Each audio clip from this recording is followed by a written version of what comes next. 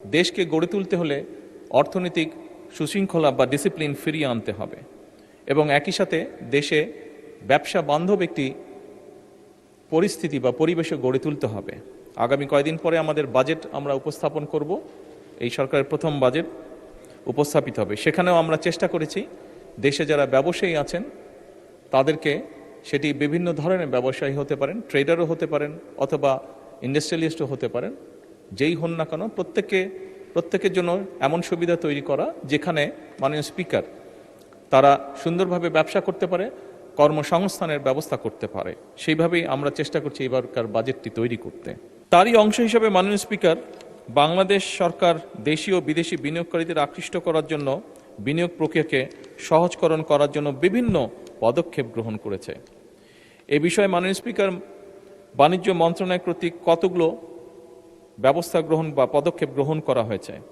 যেমন আমদানি ও রফতানি প্রধান নিয়ন্ত্রকের দপ্তর হতে আমদানি রফতানি নিবন্ধন প্রক্রিয়া অনলাইনের মাধ্যমে দ্রুততম সময়ের মধ্যে যাতে প্রদান করা যায় সেই ব্যবস্থা গ্রহণ করা হয়েছে।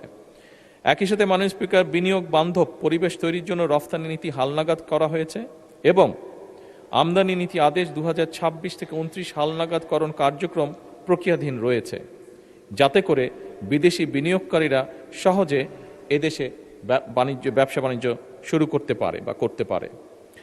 মাননীয় স্পিকার, রফতানি উদ্দেশ্যে যেহেতু বাংলাদেশের থেকে রফতানি আমাদের যত বৃদ্ধি পাবে, আমরা যেরকম বৈদেশিক মুদ্রা অর্জন করতে পারবো, সেই বৈদেশিক মুদ্রার মাধ্যমে আমরা আরও অনেক বেশি মানুষের জন্য কাজ করতে পারবো। সেজন্য এই মূল্যবান বৈদেশিক মুদ্রা অর্জনের জন্য রফতানির উদ্দেশ্যে আমদানির ক্ষেত্রে অশুল্ক বাধা দূর করার জন্য অনেকগুলো পদক্ষেপ মাননীয় স্পিকার গ্রহণ করা হয়েছে। বন্ডেড এবং নন বন্ডেড সকল প্রতিষ্ঠানসমূহকে এফওসির ভিত্তিতে আমদানির সুযোগের আওতায় আরও সম্প্রসারিত করা হচ্ছে মাননীয় স্পিকার। এর বাইরে মাননীয় স্পিকার, আমদানি সহজকরণ করার লক্ষ্যে মূল্য পরিশোধ পদ্ধতি সহজ করা হচ্ছে এবং সকল আমদানিকারকদের জন্য সময়সীমা নির্বিশেষে এলসি ব্যতীত চুক্তির মাধ্যমে আমদানির সুযোগও রাখা হচ্ছে মাননীয় স্পিকার। বিশ্ব বাণিজ্য সংস্থা WTO চুক্তি বাস্তবায়ন এবং ট্রেড ফ্যাসিলিটেশনের মাধ্যমে বাণিজ্য প্রক্রিয়া দ্রুত এবং স্বচ্ছ করার জন্য আন্তর্জাতিক মানদণ্ড অনুযায়ী বাণিজ্য সহজীকরণের ব্যবস্থা গ্রহণ করা হচ্ছে মাননীয় স্পিকার। এর বাইরে বাংলাদেশ বিনিয়োগ উন্নয়ন কর্তৃপক্ষ বিডা দেশি এবং বিদেশি বিনিয়োগ আকর্ষণ, ব্যবসা পরিচালনার পরিবেশ উন্নয়ন এবং শিল্পায়ন ত্বরান্বিত করার লক্ষ্যে বিভিন্ন নীতি ও প্রাতিষ্ঠানিক কার্যক্রম বাস্তবায়ন করছে। আমরা শুধু বিদেশি বিনিয়োগই যে আকর্ষণ করতে চাইছি তা না, একই সাথে আমরা আমাদের দেশীয় বিনিয়োগকারী যারা আছেন তাদেরকেও আমরা উৎসাহিত করতে চাইছি এবং ডিরেগুলেশন একটি পদ্ধতি যার মাধ্যমে আমরা এই কাজটি বাস্তবায়ন করতে যাচ্ছি মাননীয় স্পিকার। এর বাইরেও সুদের হার যেটি বলেছেন, এখানে কতগুলো বিষয় আছে, এই বিষয়গুলো পর্যালোচনা করা হচ্ছে। যদি সম্ভব হয়, অর্থনৈতিক বিভিন্ন সমীকরণ আছে, এই বিষয়গুলো যদি দেখা যায় যে এটি সাহায্য করবে বিনিয়োগ বৃদ্ধি করার ক্ষেত্রে, সেক্ষেত্রে আমরা এটি হয়তো সরকার গ্রহণ করবে। এখনো এই ব্যাপারে কোনো সিদ্ধান্ত হয়নি মাননীয় স্পিকার।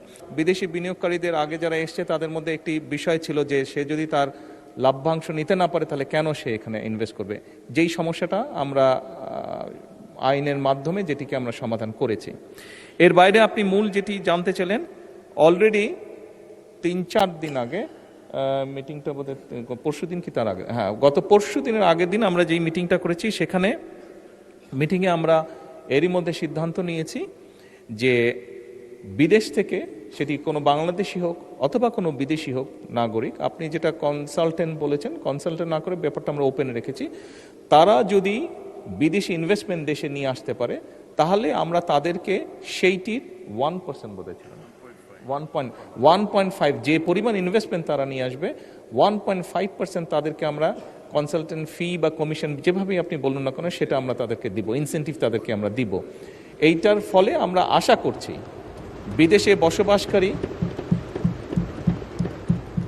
বিদেশে বসবাসকারী বাংলাদেশিরাও ইনভেস্ট করবেন দেশে।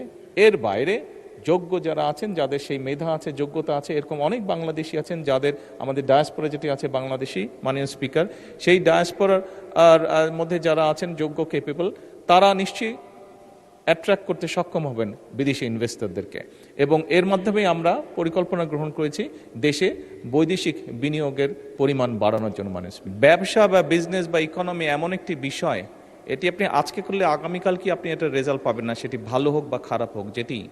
সেই জন্য এটি আপনি যেমন খারাপ পলিসির কারণে এটা স্পিল ওভার ইফেক্ট যেরকম আস্তে আস্তে আমাদের কাঁধে এসে পড়েছে, ঠিক একইভাবে এই জিনিসগুলোকে কারেক্ট করে নিয়ে আমরা যেই বর্তমান সরকার যে পদক্ষেপগুলো নিচ্ছে, এটার স্পিল ওভার ইফেক্ট বা এটার একটা পজিটিভ রেজাল্ট পেতেও মাননীয় সংসদ সদস্য কিছু সময় আমাদের জন্য অপেক্ষা করতে হবে।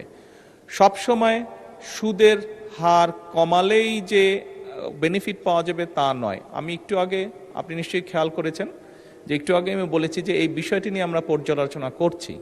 যদি ক্ষেত্র বিশেষে দেখা যায় যে সুদের হার কমালে বেনিফিট পাবেন ব্যবসায়ীরা, দেশের অর্থনীতি বেনিফিট পাবেন, তাহলে নিশ্চয়ই আমরা সেটি করব।